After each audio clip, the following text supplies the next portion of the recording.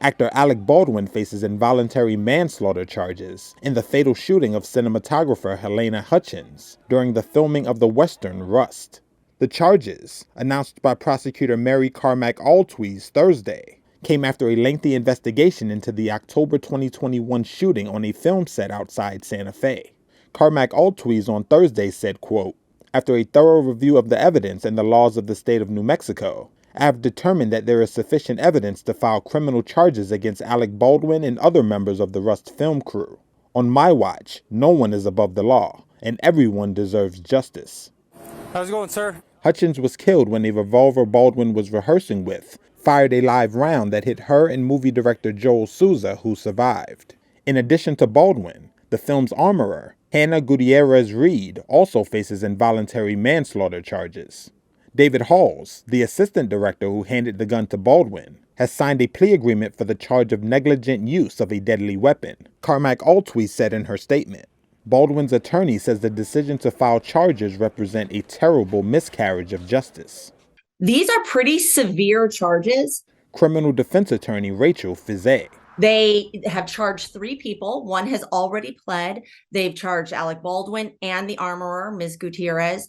And it appears that the DA has decided to focus in the charging decisions on who exactly was handling the gun. And that is where their focus is. Baldwin has denied responsibility for Hutchins' death and said live rounds should never have been allowed onto the set of the low-budget movie. Baldwin said he was told the gun was cold, an industry term meaning it is safe to use. In a 2021 television interview, the actor told ABC News he did not pull the trigger of the replica Pieta .45 caliber long Colt revolver, and it fired after he cocked it while rehearsing camera angles with Hutchins. An FBI forensic test of the single-action revolver found it functioned normally and would not fire without the trigger being pulled.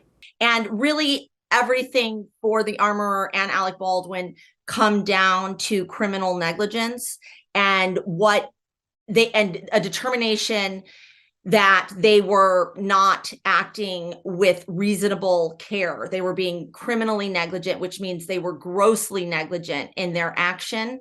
Involuntary manslaughter is considered an unintentional killing and carries a penalty of up to 18 months in prison in New Mexico and a $5,000 fine. Should prosecutors prove there was more than simple negligence involved in the use of a firearm, they could face a 5-year jail term.